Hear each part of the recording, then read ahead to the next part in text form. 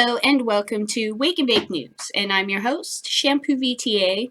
And how are you on this happy 420 Wednesday, 420 2016, the 420 before California votes for legalization, and hopefully the last 420 that we spend in prohibition in this state.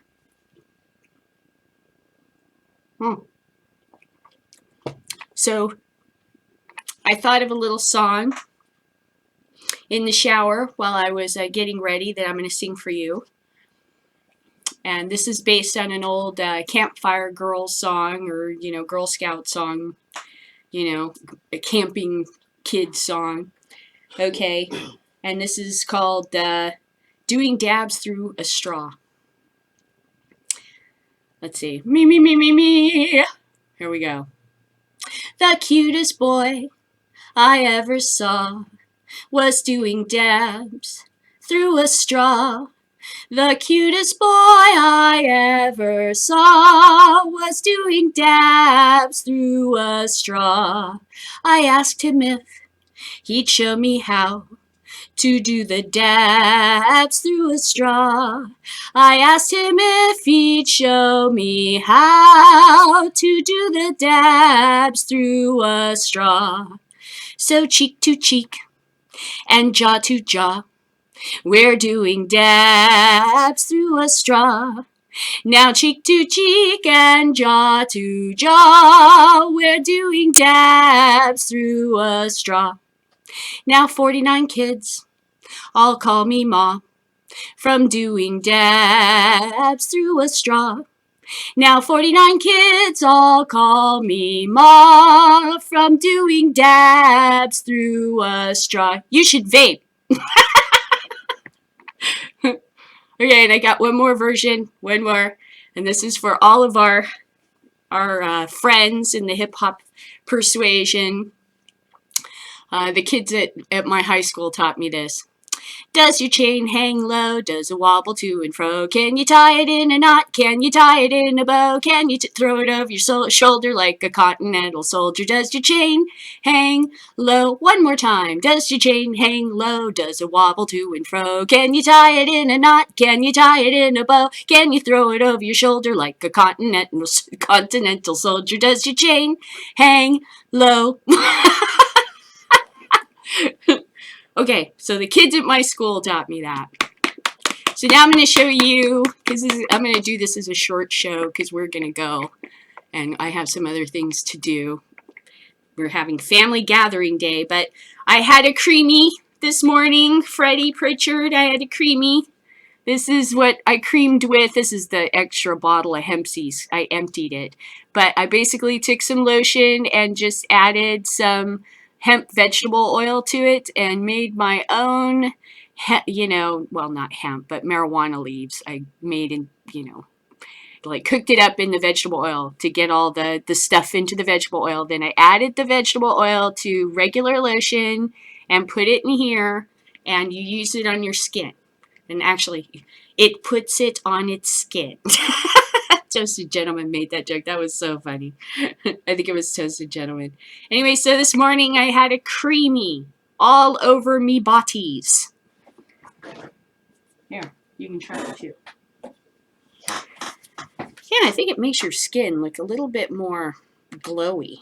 I don't know, maybe it's the green in it or something, but it just makes your skin look a little bit shinier and glowier when you use that kind of thing. Okay, so the other thing I did was I keefed my buds that I have left, which isn't much, and I made medicated cornbread to take up to watch, because we're going to watch Time Traveling Bong and Doug Benson, and there's, from what I understand, there's a bunch of live shows from WeedTubers on WeedTube for 420, so we're going to head up after my husband comes back and go do that. But these are my medicated cornbread.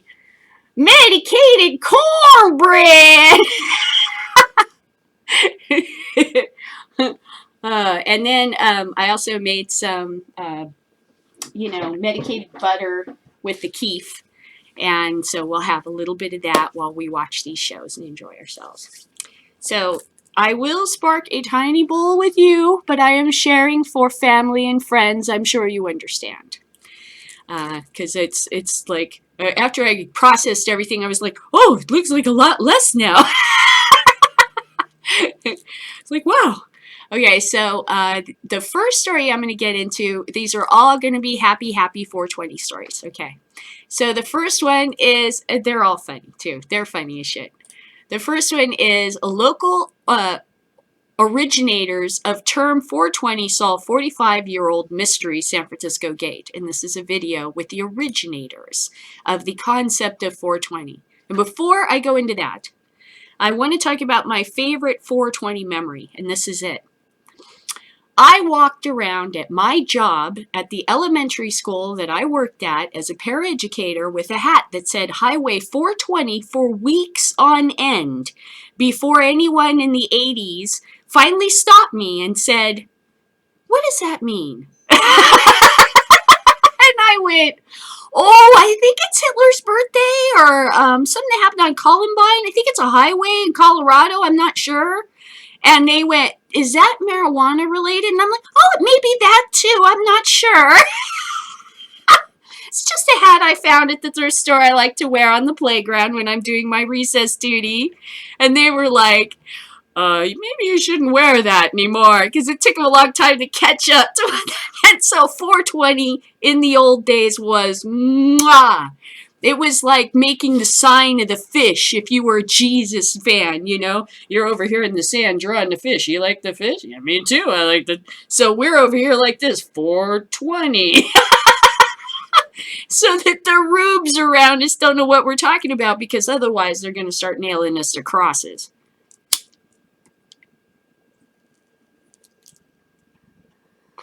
Cheers. And happy 420. And I'm sorry if there are people you love and work with that wouldn't be intelligent enough to wish you 420. Happy 420. But let's hope for the day when normal straight people wish stoners happy 420 without feeling weird about it or something. Happy 420, you guys. Okay. So, first story, originators of 420. And tonight, the untold story of 420, the high holiday for marijuana users, started right here in the Bay Area. Only on 5, Mike Sugarman on the guys who started the whole thing with a secret code meant to confuse their parents. 420 is the catchphrase for all things marijuana. 420 is not police code for illegal pot. That's what many believe, you know. 1 out of 12, see the man, we have a 420 on Hippie Hill. No. 420 is Hitler's birthday, but that has nothing to do with it. No, the phrase known around the globe started here at San Rafael High in 1971 with these now decidedly grown up former stoners. They gathered today on this 420 to explain the story to KPIX-5. It was a joke back in the early 70s for us, and we still think it's a joke. Somebody had a map to what they thought was a pot grove. So for weeks they went looking for it. They'd meet at 4:20 in the afternoon at the Louis Pasteur statue on campus. And 420 became their code for marijuana. They needed code, especially Jeff Noel. His father was a state narcotics officer. Of course he was aware, and he was always concerned what we were up to, and he had his inklings. He knew, but that's why code was so important. The code spread. It helped that the group had ties to the Grateful Dead, also Maronites, and the rock band helped popularize it. It was cemented when High Times magazine documented their story in the late 90s. We were calling each other, laughing about the different 420s that people were coming up with, so we just kind of wanted to set the record straight as to how we knew it started. Yes, they still occasionally smoke pot, and no, they've never capitalized on it. But they look at what it's become and they can't believe it. It's been going on for decades. Like at this point, it's like the baby boomers getting older. It's kind of like, you know, they'd be asking their doctor, ask your doctor if 420 day is right for you.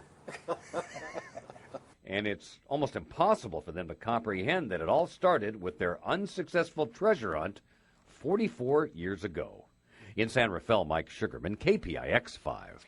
The groups call themselves the Waldos because they hung out getting high near a high school wall so many years ago. They have also never lost touch. I would love to see, obviously, there should be a movie based on this, the story of 420. I don't understand why there isn't. It's like, that is America. That is so American. That is so typically American, too. I mean, it goes along with so many other things about America where we were like, teaching. It'll end up a comedy, right? A comedy? Of course, yeah, because it's Hollywood. They can't do anything seriously. Like, one of the guys even said that his dad was like a narcotics officer. That might lead to a little drama, but of course, fucking Hollywood would make it fucking hilarious. Yeah. No, some of that shit was seriously dramatic. Not funny shit at fucking all. You have somebody go, I found this in your room. What are you doing with your life? There ain't fucking one goddamn thing funny about that shit.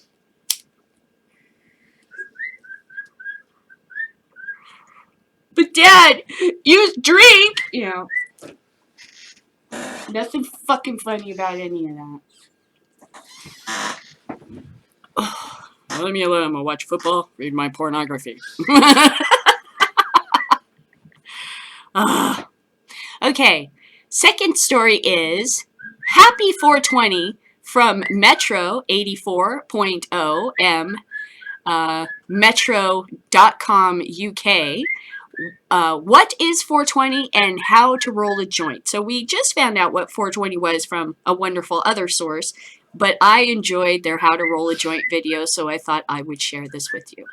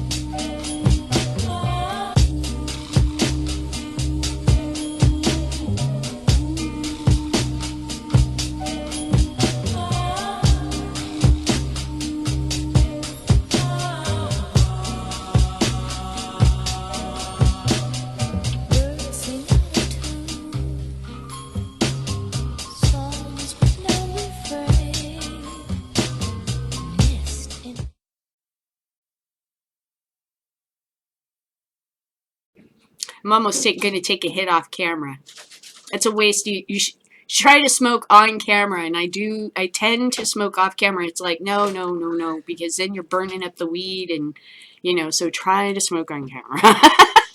Each hit needs to count,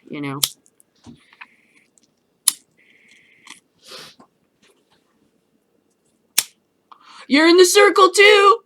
The circle of trust! You're in the circle of trust. Yeah, almost done. All right.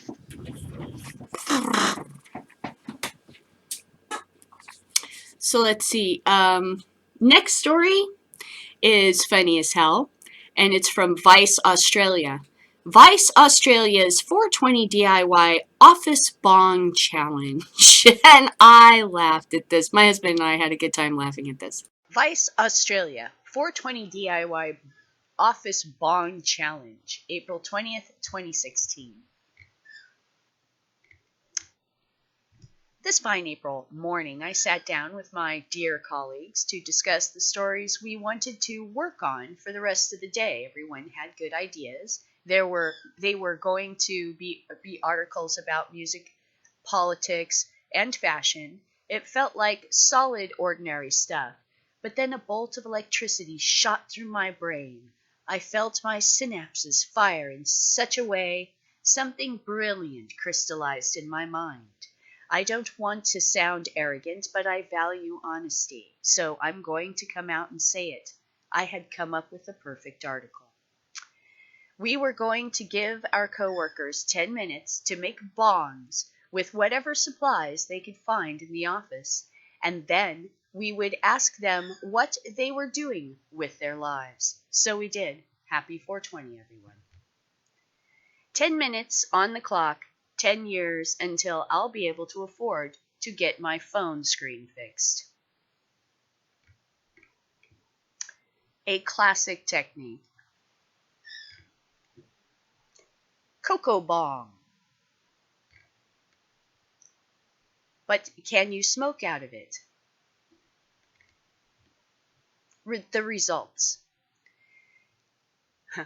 Hannah, the intern, what kind of bong did you make? I created the Crunchy Nut Cone 2.0. What office supplies did you use? This is just empty food and drink containers found in the kitchen. I used a 1.25 liter bottle of lemonade, a Crunchy Nut cornflakes box, and a lot of duct tape.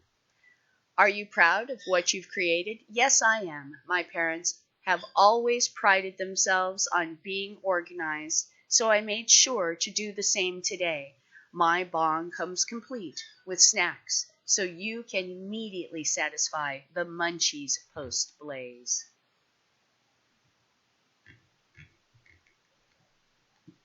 Ben, art director.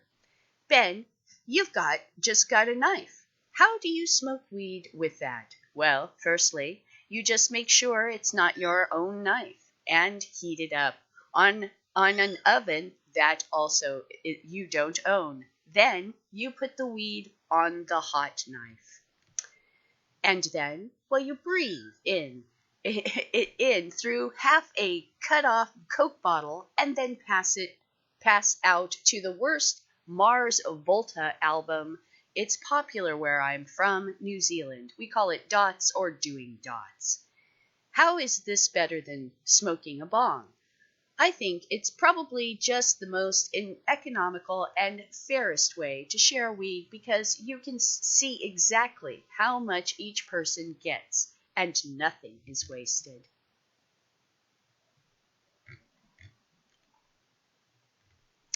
Renee, sales.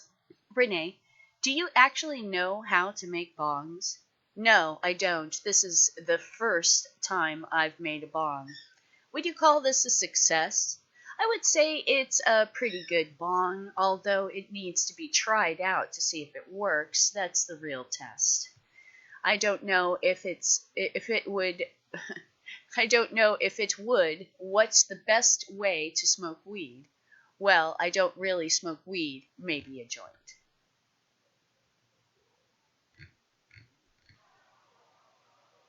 Andrew, video director. This looks serious. Andrew, what kind of bong did you make? Not sure. It was sponsored by Australia Post, though. Is this the greatest one you've ever made? Aesthetically, yes. Can you actually smoke out of it? I haven't tried it. The biggest issue will be longevity, because I think the cardboard will get soggy.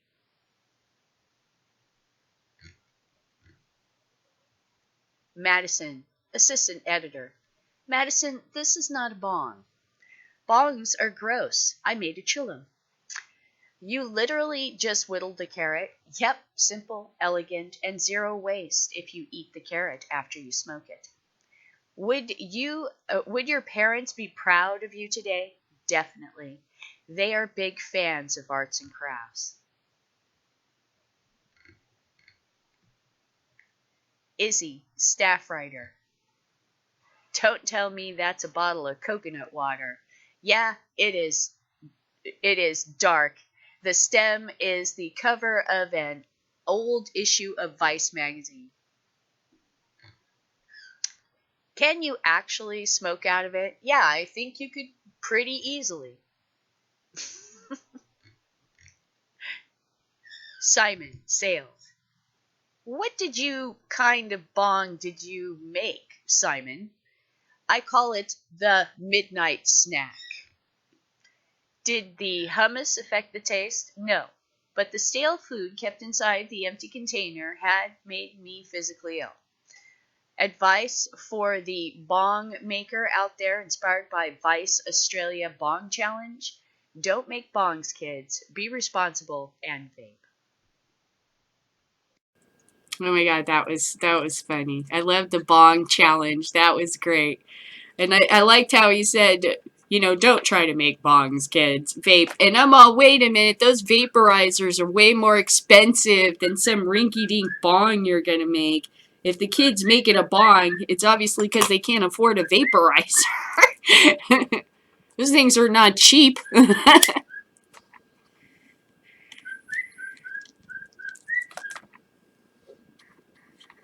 The ass end of the pipe. Oh. Last story. The last story is wonderful, and it's from Marijuana, powered by weedmaps.com, marijuana.com. And this is an interview with Coral Reefer. And Coral Reefer is part of our WeedTube community, a huge star, and she looks beautiful in the shot. And they did a wonderful interview with her talking about the meaning of 420 to her. And I think she had some of the best explanations about why, we celebrate 420, and I'll just let her explain. But I mean, it's certainly why my family gets together. It's because of this. Marijuana, powered by weedmaps.com.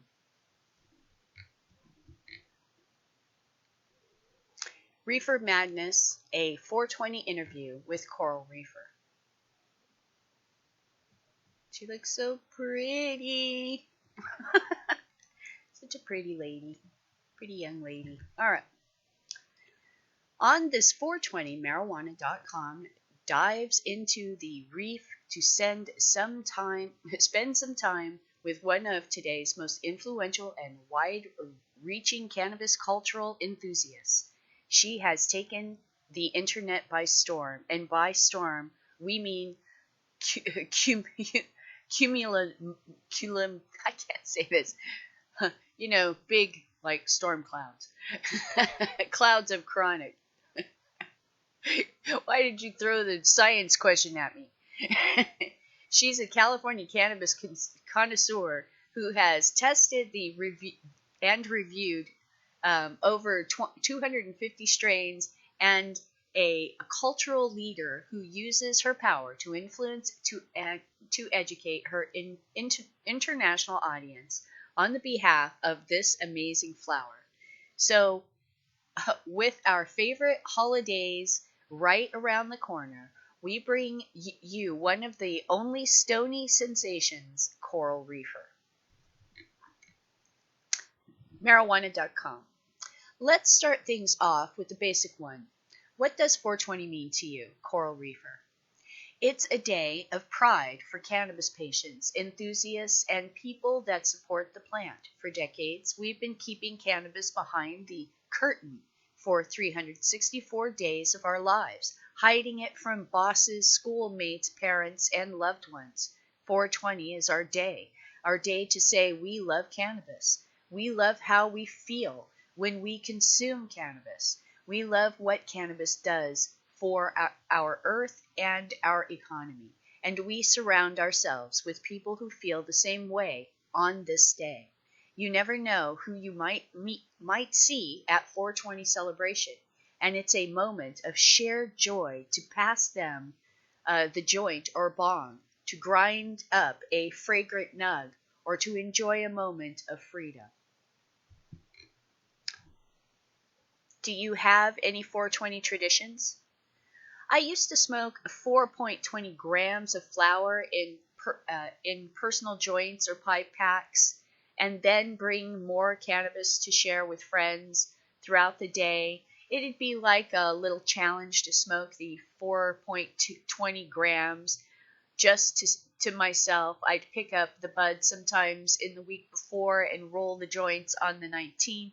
As 420 has grown and grown, and I've celebrated in different environments, I haven't done the personal 4.20 challenge lately, but it was definitely a tradition of mine for a few early 420 celebrations. What's your favorite way to spend the holiday? Easy, with friends and loved ones. It's really our holiday.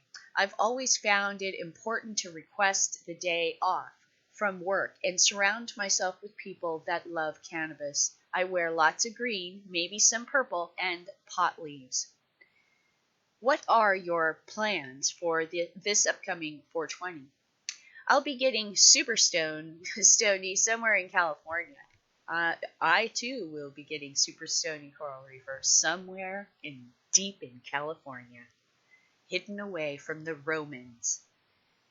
Tell us a story from the first 420 you remember. My friend and I knew we couldn't park on UCSC campus for the 420 celebration in the meadow, and that we'd have to walk a couple of miles from the parking area down the road. So we each brought a half dozen donuts for fuel. It was an incredibly sunny 420 in Santa Cruz along the walk, and the ensuing joints we enjoyed. The bag of donuts got heavier and heavier in our hands, and we could only eat so many before feeling like 12 donuts between the two of us girls was a mistake. We began to leave a trail of donuts to lighten our load, and eventually made it to the meadow to smoke with friends. The exhausting walk and immediate sugar rush left us laying on the picnic blanket in the shade of a tree, napping through the rest of the day. Marijuana.com. If you could celebrate 420 with anyone, regardless of if they're alive, who would you choose to get stony with? My grandma, Helen, yeah. I didn't get a chance to meet her, but I know she'd loved growing outdoor cannabis and made a mean medicated brownie. Marijuana.com. Okay, now for the debate of the 21st century, flower or dabs. Both. Daily, I consume concentrates more often than flowers, but I could not imagine celebrating 420 without some big, beautiful buds to enjoy. I love that concentrates are so potent.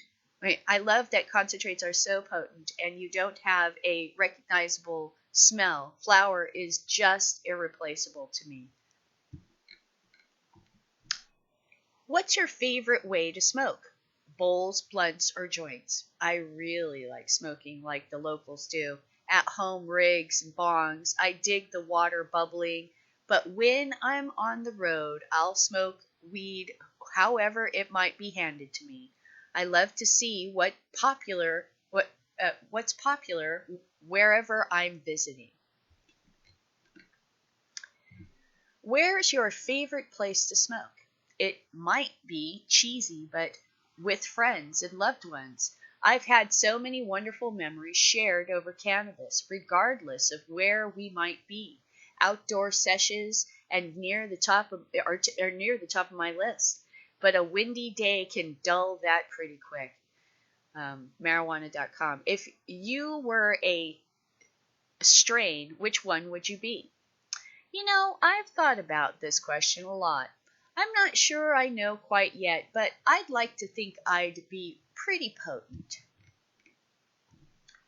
How do you think the cannabis community will be celebrating 420 in 20 years? I imagine so much happiness and contentment. I hope that we no longer feel the need to be hiding our love for the cannabis 364 days a year. But I think we'll still love having a day to ourselves to celebrate the plant. I think as more businesses open in more states, we'll see 420 promotions and specials, more ways to celebrate than we can even imagine right now. This community will only continue to grow, and 420 is a great annual reminder of how far we've come already. So, there you have it, an in-depth look at 420 with Coral Reefer. Coral has the amazing ability to unite stoners from all over the world into a supportive online community fueled by her passion for the plant. We can all agree Coral Reefer is beautiful, but she is more than just a pretty face who loves weed. Her YouTube channel is filled with a wide range of videos from strain sampling to dispensary tours to discover the weedy events weekly.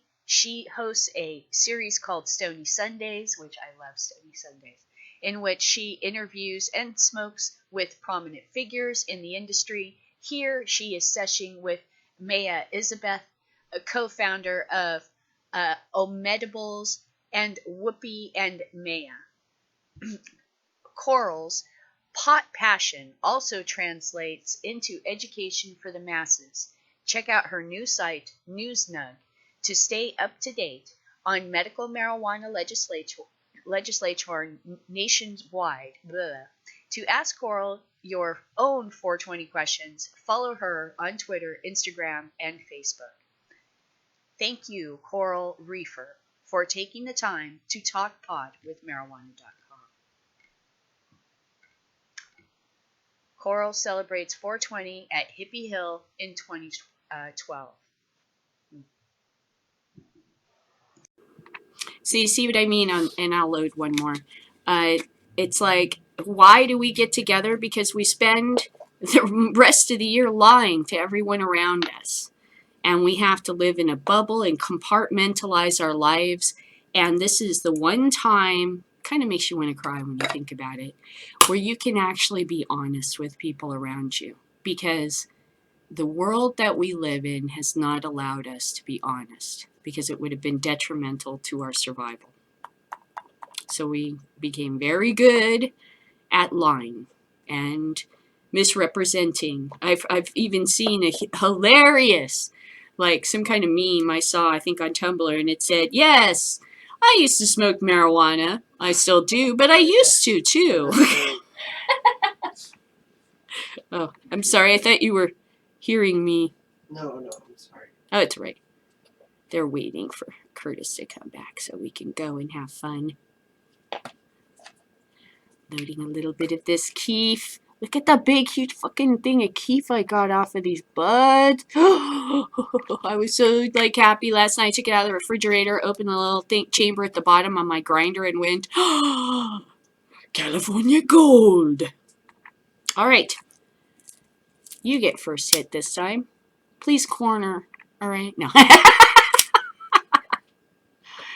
Oh, I had such a good friend that I'd like to dedicate this first hit to, and that is Martin Holden.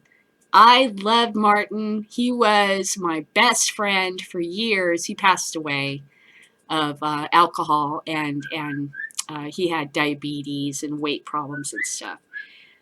He was always struggling with health issues, and he never could get enough weed and it was never strong enough, you know. He just always seemed to medicate with alcohol, you know. And it was so easy to get a hold of 40 ounces and fucking, silver bullets and all this shit that they sell at the liquor store. And I think that directly led to his death. Okay. So I kind of don't like this town promoting people to drink and not smoke weed, because you killed one of my friends doing that shit. So that's why it upsets me so much, because I actually lost a very fucking close friend to fast food restaurants because he didn't have an apartment to cook in. He had to live off fast food restaurants and drink those stupid big ass 40 ounces. And he could pound 2 of them in one sitting. And he was a big guy, so it took a lot to fill him up, you know, and there just was never enough weed that he could get a hold of. It was always super expensive. So he went to the alcohol and it killed him, you know. So I would like to dedicate my bowl to my very good friend, Martin Holden, an American native who passed away and didn't get to see this day. Anyway, Martin was fucking hilarious.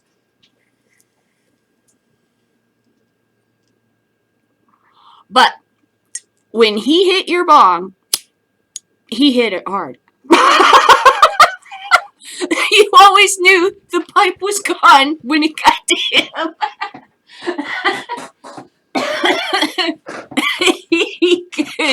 He was one of these guys where everybody would be carefully hitting the pipe, and it would get to Martin, and he'd be like, you'd see his eyes. And you knew, oh well, gotta load another one. I smoked many a last of my buds with Martin. So that virtual hit, this pipe's for my friend who didn't get to make it this far to see what was coming. Who never believed legalization would ever come.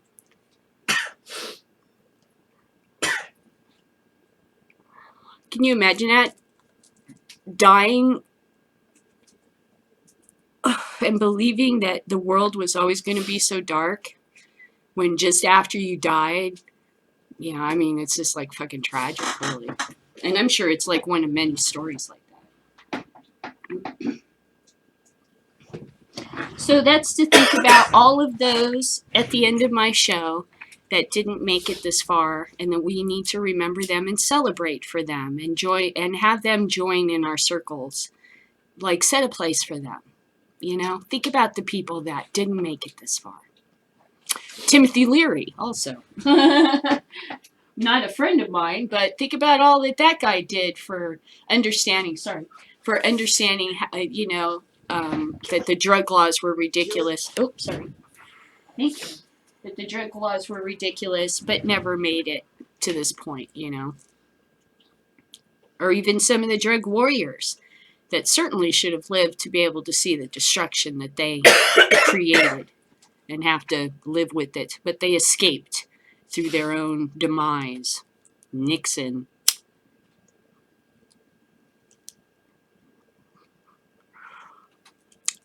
So, on this 420, celebrate, enjoy yourself, remember why we do this. We do this because it's not legal, because we are not accepted, because we cannot go out in the open, and we are just the same as Christians celebrating something in Roman times. We have to hide in a cave, paint our chapel on the ceiling. Because if we come out into the open, they're going to feed us to the lions, okay? But eventually, remember that Christianity took over Rome. And the reason was because it was politically expedient. Because they could get rid of all the old systems that were dogging down the place. And one guy could just, like was tried in Egypt one time, not with Christianity, but with a different religion. They just said, oh, you know, that old religion, it's over now. We're going to do this now. We're just going to reset. And that's what I think is going to happen with alcohol and stuff like that, is that we see that this has gotten us into a big mess and we're about to reset the entire system. And somebody's going to go from the top to the bottom, and somebody's going to go from the bottom to the top, like it always has been throughout history. You know, and it's keeping your head on a swivel and knowing what it is that you're attached to, I guess. Whether it's sinking or swimming, and being realistic about that and not listening to the yes men. They're going to tell you everything you want to hear. You know, that, like, for instance, the yes men sometimes are going to be like the federal government, that when they're dead wrong. And it's only a matter of time now. Fascinating experience, this. Anyway, so for all of you out there in the world, You stay high, and goodbye if you're out there listening to me now. My voice crying out throughout these electronic wires to your home, your phone, wherever you may be. If you are listening to me, know that I am a stoner and I am with you. Adios.